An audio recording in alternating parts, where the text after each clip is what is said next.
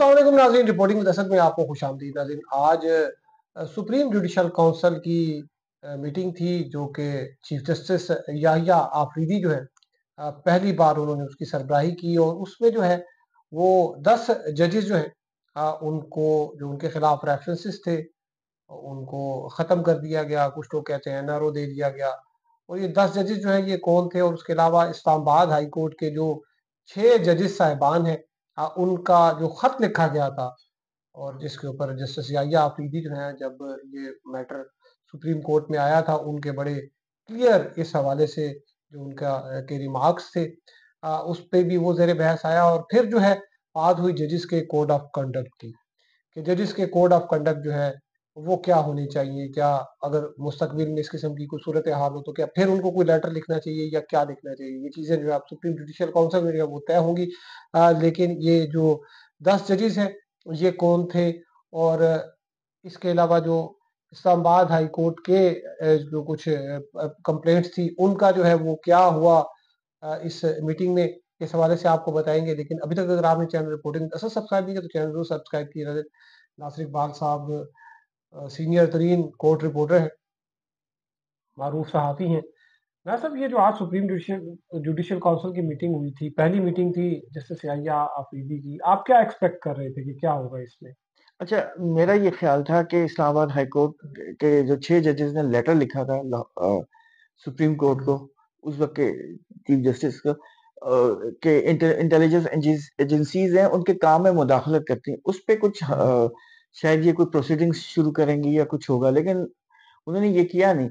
उन्होंने यही सोचा कि इसकी कंसल्टेशन को इसको मज़ीद मज़ीद करें और कोड बाहर ऑफ कंडक्ट जो है वो बनाया जाए कि बेसिकली वो जजेस खुद अब वो तय करें। हाँ, बेसिकली अब वो रूल्स की तरफ जा रहे हैं और वो चाह रहे हैं कि इसके जो रूल्स है ना हो, ताकि जजेस उसको फॉलो करें। और आपको याद होगा कि जस्टिस याहिया अफरीदी जब जस्टिस थे, जब वो चीफ जस्टिस नहीं थे, तो उन्होंने एक नोट लिख असल में इसका हुआ ये हाँ, था कि इसका जब जो ये थोड़ा सा लेटर बैकग्राउंड हाँ था कि उस वक्त जब ये लेटर आया था नहीं, एक तो उस सुने वक्त सुने जैसे याहिया लेटर आफरीदी थे लेटर उनका क्या जब मौक़िफ़ था? लेटर जब आया था तो इस पे हर तरफ वो हाहाकार मच गई थी, पैनिक हो गए थे हर कोई। तो आपको याद होगा कि लॉ मिनिस्टर ने एक प्रेस कॉन्फ्रेंस की थी और उन्होंने कहा था कि इस पे हम एक कमीशन बनाएंगे और बहुत जल्द इसके ऊपर इंक्वायर किया जाएगा।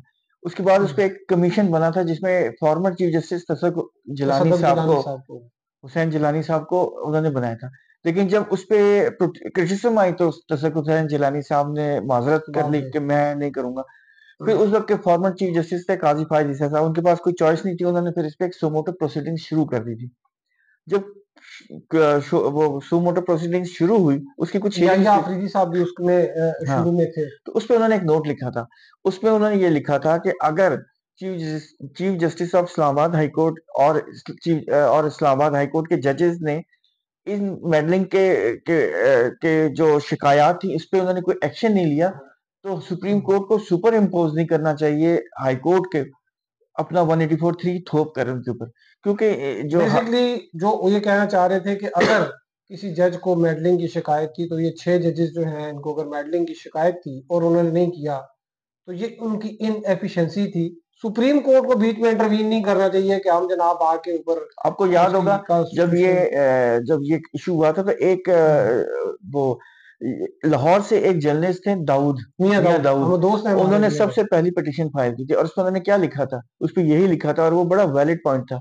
उन्होंने ये लिखा था कि अगर जब ये उनको शिकायत हो रही थी Lahore high court sorry Islamabad high court के जजेस को, तो उन्हें कंटेम्प्ट ऑफ कोर्ट पिटीशंस या contempt of court proceedings initiate करना चाहिए था और उन लोगों के खिलाफ जो उनका ख्याल है, या एटलीस्ट किसी इदारे के जिम्मेदार शख्स को बुलाया जाता और उनसे पूछा जाता कि आप ये क्या कर रहे हैं।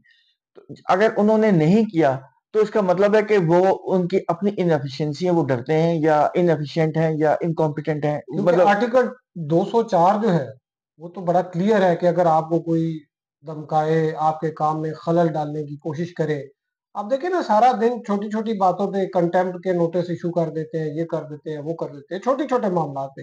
ये इतना बड़ा मामला था कि आपको डराया धमकाया गया और आप जो है वो आपने बजाय खुद कोई एक्शन लेने के आपने सुप्रीम जुडिशियल काउंसिल में खत लिख दिया। कहते हैं वो भी खैर खत लिखवाया गया था। उस वक्त का जो सेटअप था कि आगे जो है वो सारी चीजें जो है वो एक प्लान का हिस्सा था जो कि कामयाब नहीं हो सका। तो ना सब जो याहिया आफरीदी जो है आपके ख्याल में क्या वो अ, अभी उनका मौक़िफ़ था वो कोई तब्दील हुआ है या अभी भी उनका वही मौक़िफ़ है जो कि उनके इख्तिलाफ़ी नोट नहीं, में जो था? बज़ाहिर ऐसा लगता है, देखिए हम तो उस मीटिंग में नहीं थे, लेकिन बज़ाहिर ऐसा लगता है कि उनका मौक़िफ़ में कोई तब्दीली नहीं है। वो अब भी यही कहते हैं कि हर इंस्टीट्यूशन एक इंडिपेंडेंट इंस्टीट्यूशन है, उनको उस तरह काम करना चाहिए। हाँ, हम उसमें ये कर सकते हैं कि रूल्स बनाए और जो कोड ऑफ कंडक्ट को मज़ीद अच्छी तरह उसको थॉरोली देखा जाए, उसमें कुछ चीज़ डाली जा सकती है तो डाली एडिशन की जा सके और यही चीज़ें हैं उस ताकि जजेस जो हैं, सुपीरियर कोर्ट के जजेस वो क्लियर हों कि इन मामलात में उन्होंने क्या करना है। मेरे ख्याल में जो जो थोड़ा बहुत हमें भी थोड़ा-सा इन्फॉर्मेशन मिली वो ये कि जब ये जजेस वाला मामला आया उस पे जस्टिस मंसूर शाह भी थे, जस्टिस मुनीब भी थे। अब तो देखें जस्टिस मंसूर शाह जो थे वो तो आपको याद होगा कि काज़ी फ़ाइज़ ईसा जो थे उनकी जब वो चीफ जस्टिस थे प्राइम मिनिस्टर से मुलाकात हुई थी इसी मॉडलिंग के ऊपर। तो उस मीटिंग में वो मौजूद थे, जिसमें ये डिसाइड हुआ था कि कमीशन बनाया जाएगा तसद्दुक़ जिलानी हुँ। का। अच्छा मंसूर शाह और मुनीब जस्टिस मुनीब जो हैं वो भी मेरे ख़्याल में गुस्से में भी होंगे और क्योंकि ये जो ख़त लिखा गया था इसमें कहते हैं बहुत सी फैक्टर्स भी थे। तो अभी आप ये समझते हैं कि जो ये कोड ऑफ कंडक्ट वाला जो मैटर है, ये कोरिलेट करता है इसके साथ जजों के खत क्योंकि हमें यही पता चला कि ये जो कोड ऑफ कंडक्ट का जो है, ये उसके खत के कॉन्टेक्स्ट में ही जो है, ये बात हुई है कि अपना कोड ऑफ कंडक्ट जो है वो ठीक आपको करें। याद होगा जब सू मोटो प्रोसीडिंग्स चल रही थी सुप्रीम कोर्ट में, तो उसमें ये बात सामने आई थी कि ये शिकायत सिर्फ इस्लामाबाद हाई कोर्ट के जजेस को नहीं है। ये तकरीबन तमाम हाई कोर्ट के जजेस को है और उसपे जब उन्होंने सबसे मंगवाई थी रिपोर्ट्स, तो उसमें पेशावर हाई कोर्ट के जजेस ने तो यहाँ तक कहा था कि हमें तो धमकाया भी जाता है और ये कहा जाता है कि ये फैसले इस तरह किया जाए। ये बात सामने आई थी। लेकिन देखें वो इसीलिए ना कि तो ये सिर्फ इस्लामाबाद हाई कोर्ट से रिलेटेड नहीं होगी ना, अब कोड ऑफ कंडक्ट तो तमाम हाई कोर्ट के जजेस और सुप्रीम कोर्ट के जजेस के ऊपर इम्प्लीमेंट होगा। तो इसीलिए जस्टिस याहिया आफरीदी ने कुछ टाइम लिया और ये है कि उसमें वो रूल्स डालना चाहते हैं, कोई नई चीज़ें डालना चाहते हैं, ताकि क्लैरिटी हो आइंदा कि इस तरह की कोई बात हो तो जजेस को पता हो उन्हें करना क्या है। वो उस तरह आगे चलें बगैर कोई बजाय इसके कि लेटर लिखें, लेटरबाज़ी करें। क्योंकि ये एक इस्लामाबाद हाई कोर्ट या कोई भी हाई कोर्ट इंडिपेंडेंट इदारा है, वो जब अपनी गंदगी यानी डर्टी लिनेन जब सड़क पे धोते हैं, तो पूरी दुनिया को पता होता है कि हो क्या रहा है। अच्छा ये तो 6 जजेस जो हैं इनकी मुलाकात भी कहते हैं कि हुई थी चीफ जस्टिस की, इनकी हल्फ हाँ, बर्दारी के दूसरे दिन जो है मुलाकात भी हुई थी। तो इसमें भी अभी जो है देखें मुझे जो पता चला है ना सर कि वो ये है कि अब ये एक पेज पे नहीं है और इसमें बहुत सी चीज़ें बहुत मिसिंग पर्सन्स का जो केस था उसमें 2 जजेस जो हैं उन्होंने इख्तिलाफ किया जैसे मोहसिन अख्तर कैनी साहब थे। अच्छा वैसे जो आज एक और जो अहम डेवलपमेंट थी सुप्रीम जुडिशियल काउंसिल की वो ये थी कि उन्होंने कहा कि जो 10 रेफरेंसेस थे वो उन्होंने खारिज कर दिए। उन्होंने कहा कि इनमें कोई सबूत नहीं जान था, नहीं। जान आपको नहीं याद है। होगा जब काज़ी फ़ाज़ल ईसा साहब चीफ जस्टिस थे, तो उन्होंने एक दफ़ा एक खिताब किया था, एक फंक्शन में हुँ। आके और उन्होंने ये कहा था कि सुप्रीम जुडिशियल काउंसिल के पास 100 से ज़्यादा जजेस के खिलाफ कंप्लेंट्स हैं और मैंने उसकी आपको पता है जो सुप्रीम जुडिशियल काउंसिल की मतलब हैयत है या उनके जो रूल्स हैं, उसमें ये कहा जाए उसमें जो उनके तरीके हैं, कोड ऑफ कंडक्ट है, उसमें ये होता है कि जो चीफ जस्टिस साहब हैं वो सीनियर जजेस को वो कंप्लेंट्स भेजते हैं कि वो अपनी असेसमेंट करें, अपने पॉइंट ऑफ व्यू दें कि ये केस बनता भी है कि नहीं। अगर वो कहेंगे केस बनता है तो फिर सुप्रीम जुडिशियल से प्रोसीड करती है, अदरवाइज़ वो खत्म कर देती है। तो उन्होंने कहा था कि 100 के खिलाफ 100 जजेस के खिलाफ है, तकरीबन पाकिस्तान के तमाम जजेस के खिलाफ। आपको पता है पाकिस्तान में एक रिवाज है कि जो वकील केस हारता है ना, वो एक सुप्रीम जुडिशियल काउंसिल में एक क्या था जज का रवैया हाँ, और हमारे एक दोस्त है रियाज हनीफ भाई, उनको एक दफ़ा जज ने कहा कि किसी बात पे कि आपको मैं जो है ना मैं आपकी शिकायत करूँगा Islamabad high court bar association के उससे। तो रियाज हनीफ रईस साहब ने एक पूरा रेफरेंस तैयार किया जज साहब के खिलाफ और वो फाइल कर दिया। उसमें लिखा जी कि जज साहब ने उन्होंने मेरा सारा दिन जो है वो मुझे टाइम वेस्ट किया है, मुझे सुना भी नहीं है बाकायदा और जज साहब का भी थोड़ा-सा था वो कहते हैं मुझे ये कह रहे हैं कि जी मैं आपकी शिकायत करूँगा बार एसोसिएशन के उससे और फिर उन्होंने उसको बुलाया भी है। तो ये इन्होंने वो कोर्ट और फिर उन्होंने टाइम का भी लिखा कि ये टाइम जो है कोर्ट का ये 9 बजे स्टार्ट होते हैं, ये 10 बजे आए हैं। इस किस्म के भी रेफरेंसेस आए थे। देखिए देखिए तो पाकिस्तान में एक नया ट्रेंड बन गया है ना, पाकिस्तान में ये है कि बेतहाशा वकील आ गए। कुछ वकील तो पॉलिटिक्स में आ गए, उनका काम सिर्फ प्रोटेस्ट करना और धमा चौकड़ी मचाना है। कुछ हाँ, एस्टैब्लिशमेंट के साथ चले गए, कुछ हाँ। पार्टियों के साथ करे और चले गए। कुछ जजेस, कुछ वकील ऐसे हैं जिनको केस नहीं मिलते, फिर वो क्या करते हैं, वो एक सुमोटो पिटिशन कर देते हैं। जब सुमोटो केस अगर हाँ, चल पड़े, पब्लिक इंटरेस्ट हाँ, लिटिगेशन जिसको, ठीक है, वो पीआईएल। पीआईएल जब डालते हैं और वो केस चल पड़े, तो उनका नाम आ जाता है पीएलडी में। जब उनका नाम आता है तो उनको किसी चैम्बर में जॉब मिल जाती है, या उनके पास केसेस आने शुरू हो जाते हैं, वो अपनी फीस बढ़ा लेते हैं। तो ये एक शॉर्टकट है।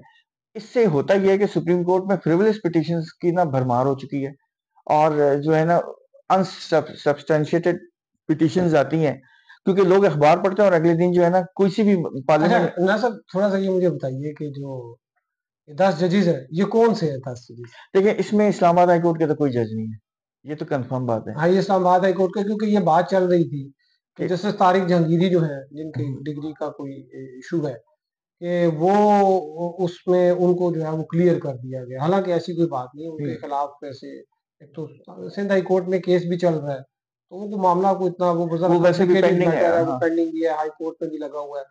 और जो मुझे थोड़ा सा नासा पता लगा कि ये लाहौर हाई कोर्ट के कुछ जजेस साहबान थे, और उनसे कुछ रिटायर हो गए, और सुप्रीम कोर्ट के भी थे, और जो थोड़ा बहुत पता लगा शायद जस्टिस एजाजुल एहसन जो है, उनका भी कोई रेफरेंस था, कोई किसी ने दायर किया हुआ था, कोई सुप्रीम कोर्ट के 1-2 जजेस का मैंने था। आपको बताया ना, हर जज के खिलाफ एक पिटीशन है।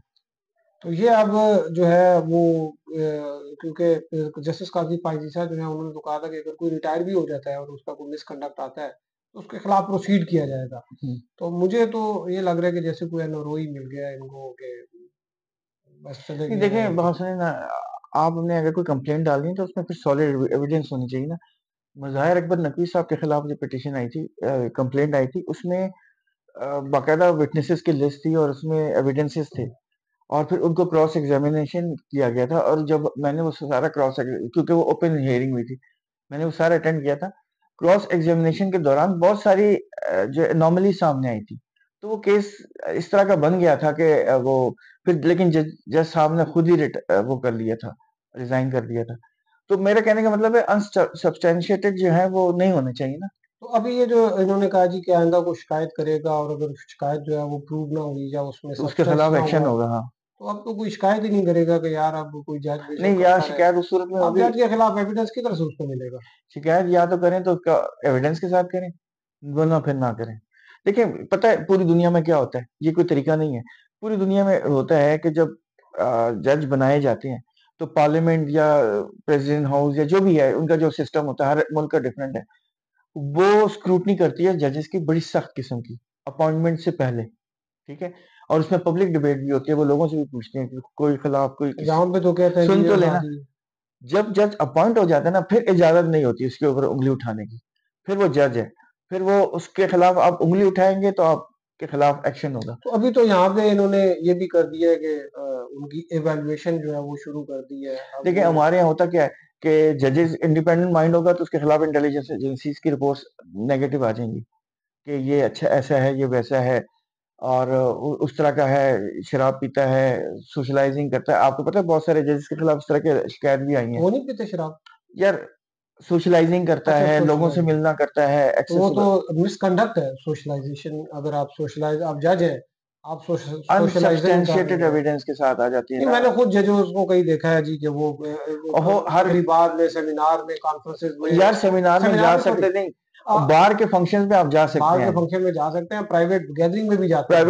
प्राइवेट अपनी फैमिली के गैदरिंग नहीं में तो नहीं, आप जा फैमिली में सकते नहीं, हैं। कारोबारी बिजनेस हाँ, मीटिंग वो में मैंने गलत है देखा ना, है। वो तो मैं उसमें कह रहा हूँ मैंने कि वो देखा है। गलत है, लेकिन इंडिपेंडेंट जज जो बिल्कुल डिसीजन किसी की सुनता नहीं है, कि अपनी मर्जी की डिसीजन करता है, उनके खिलाफ भी आ जाती है।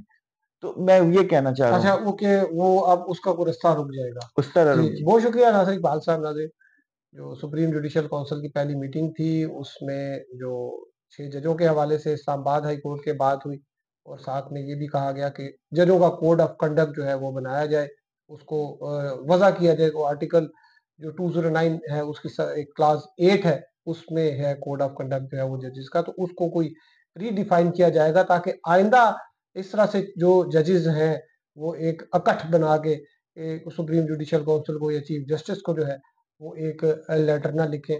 और साथ में जो इस्लामाबाद के जो हाई कोर्ट के जो जजेस हैं, उनके रेफरेंसेस के हवाले से जो हमें पता चला, वो आज टेकअप नहीं हुए। टेकअप सिर्फ 10 जो हैं वो रेफरेंसेस जो हैं वो उनमें से लगाए गए, क्योंकि रेफरेंसेस बहुत ज़्यादा हैं, मीटिंग का मेरे ख्याल में वक़्त कम था। तो आगे मज़ीद मीटिंग्स होंगी, हम आपको अपडेट करते हर रहेंगे। महीने एक मीटिंग हुआ हर करेगी। महीने हर महीने नाज़ साहब बता रहे हैं कि हर महीने जो है वो एक मीटिंग हुआ करेगी। और जो अभी चूँकि इसमें आइन में जो है वो थोड़ा-सा आर्टिकल 209 में तब्दीली भी लेके आई है हुकूमत, तो कोई इसका सेक्रेटेरिएट भी बनाया जा रहा है। आज उसके बारे में भी जो है वो डिसाइड हुआ। और सेक्रेटेरिएट के साथ-साथ बाकी जो चीज़ें थी, एक टाइम जो है वो उसको 6 महीने का मेरे ख्याल में टाइम अब रख दिया गया है कि अगर कोई कंप्लेंट होगी तो उसको 6 महीने के अंदर-अंदर जो है वो डिसाइड किया जाएगा। तो आपको हम जो है अब लगातार इस हवाले से जो है वो अ, जो है अपडेट करते रहेंगे। अब तक के लिए इतनी हिमायत रहने का शुक्रिया। अल्लाह हाफ़िज़।